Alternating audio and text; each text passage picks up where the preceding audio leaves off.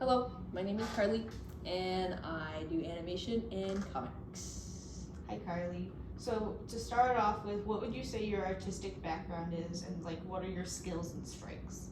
I know ever since I was little, I really liked using pencil for things. I mean, I would use crayon and other materials, but I really enjoyed the dynamic nature of graphite and pencils, and I think that also evolved into using ink pens, like micron pens, but I didn't like using different thicknesses or different densities of ink and or graphite paper, or not graphite paper, graphite pencil. So I usually stick to the 005 pen, which is like the tiniest pen out there, but I feel like it accomplishes the subtleties in my work that I want, compared to trying to use thicker pen densities and whatnot.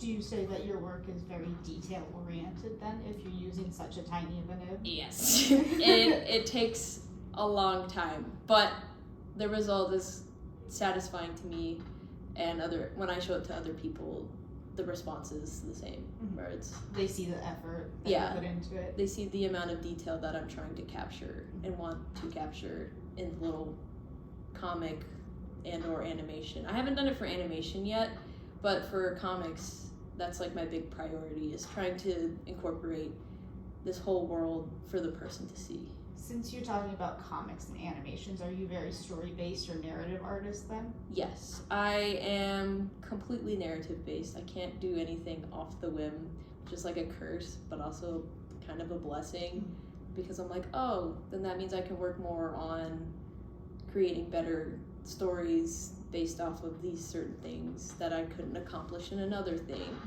And as a result, I can make really complex worlds, and there's reasons behind certain things.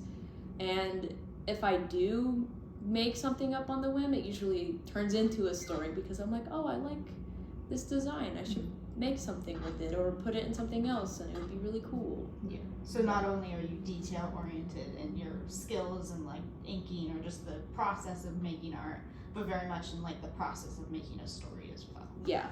It's a very passionate thing of mine, where I'm like, I want equal passion, the equal storytelling to match the amount of detail put into it. What would you say you're working towards then with your art? If you are very narrative based, is that something you want to keep doing and grow into? Yes, absolutely. I think I work towards publishing or exhibiting these stories for people to look at. My one main goal right now is to make a television show for kids. That's my one go-to thing that I want to do right now with one of my stories, because it's almost complete, and I feel like it's worthy to be a children's show based on the context and everything. Would you say then that your audience is more moving towards that kind of demographic, like children and children's shows? No, it depends on the story. That's the thing. And because even though it's towards children, there's a bunch of other things within the story that can also be related to adults. So I want it to be more for everybody, rather than a specific person.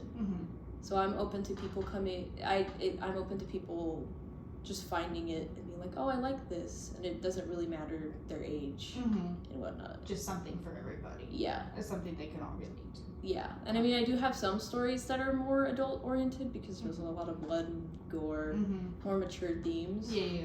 But the stories a lot of my stories aren't like that for the most part. Some of them are, but that's saying 3/4 is more for everyone, and then the 1/4 is for adult themes, which yeah.